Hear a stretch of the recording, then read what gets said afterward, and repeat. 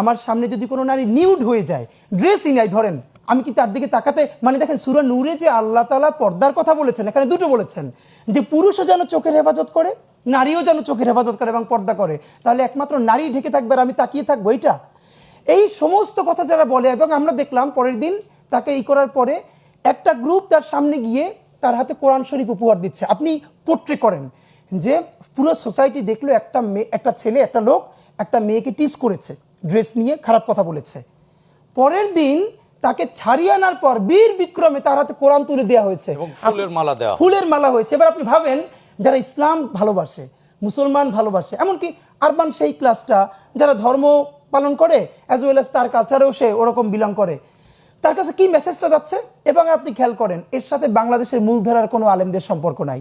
আমাদের আফসোসটা কি জানেন? আজ থেকে 15-16 বছর আগেও বাংলাদেশের যত ধর্মীয় ইস্যু, এগুলো সব মূলধারার আলেমরা নিয়ন্ত্রণ করতেন, হঠাৎ করে কোনো ফেসবুক সেলিব্রিটি না।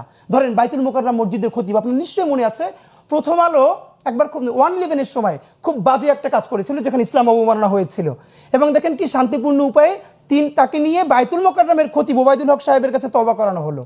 এর মানে সিস্টেমটা দেখেন। এর মানে তখন আমাদের জাতীয় মুরব্বী ছিল, বাইতুল মোকাররমের খতিব ছিলেন, বাংলাদেশে এরকম অনেক গুণীজন আলেম ছিলেন, সমাজেও এরকম মুরব্বী ছিলেন। আমাদের এখন দেশের সবথেকে বড় ক্রাইসিস জানেন? আমাদের এখন বেগম জিয়া ব্যতীত, উনি তো এখন অনেকটা অসুস্থ, আপনি চক্ষু বন্ধ করে 3জন পলিটিক্যাল আমাদের পার্সোনালিটির কথা বলতে পারবেন? পুরো জাতি তাকে বিশ্বাস করে, যে কোনো পলিটিক্যাল ক্রাইসিসে নাই। বেগম জিয়া একমাত্র, আল্লাহ ওনাকে যে কয়দিন রেখেছেন আমরা ওর উপরে সেই ট্রাস্টটা করি। নাম্বার 2, আলেমদের মধ্যেও না ওই জায়গাটা হাসিনা এমন করেছে, সবাইকে বিতর্কিত করে গ্রুপে গ্রুপে ভাগ করে এখন তারা নিজেরা ঐক্যবদ্ধ নাই, এবং মাদ্রাসা মসজিদগুলোকে এমনভাবে সে নিয়ন্ত্রণ করেছে, ওই জায়গাটা নষ্ট হয়ে গেছে। ফলে হয়ে গেছে কি, দেখেন তৌহিদেরই মুর্শিদ আমার মুহাম্মাদের নাম, কি চমৎকার তৌহিদ শব্দ। এখন আপনি নিজের কোনোদিন বলতে পারবেন আমি তৌহিদি জনতা? না, আপনার ভয় লাগবে, তাই না? ভাই বলতে পারবে, আমি বলতে পারবো। অথচ যারা ছিলেন তৌহিদবাদী, যে ইসলাম সব থেকে বেশি ইনসাফের কথা বলে, এখন সেই শব্দটাকে একটা গ্রুপ পলিটিক্যালি ক্যাশ করে তারা সব থেকে উগ্রতা ছড়াচ্ছে। আপনার মনে আছে নিশ্চয়ই যে গণ অভ্যুত্থানের পরে পরে ঢাকা বিশ্ববিদ্যালয়ের এক শিক্ষার্থীকে, ওখানকার একজন 3য় শ্রেণী কর্মচারী একটা বাজে মন্তব্য করেছিল এক নারী শিক্ষার্থীকে।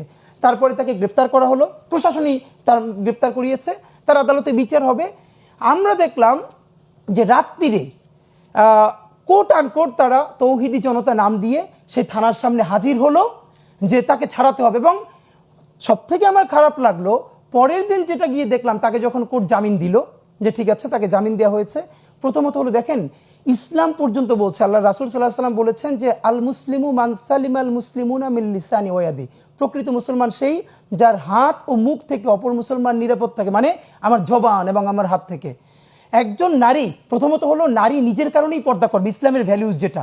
কিন্তু ধরেন কোনো পুরুষকে ইসলাম কি এই কথা বলেছে, আমার সামনে যদি কোনো নারী নিউড হয়ে যায়, ড্রেসই নাই ধরেন, আমি কি তার দিকে তাকাতে, মানে দেখেন সূরা নূরে যে আল্লাহ তাআলা পর্দার কথা বলেছেন, এখানে দুটো বলেছেন, যে পুরুষও যেন চোখের হেফাজত করে, নারীও যেন চোখের হেফাজত করে এবং পর্দা করে।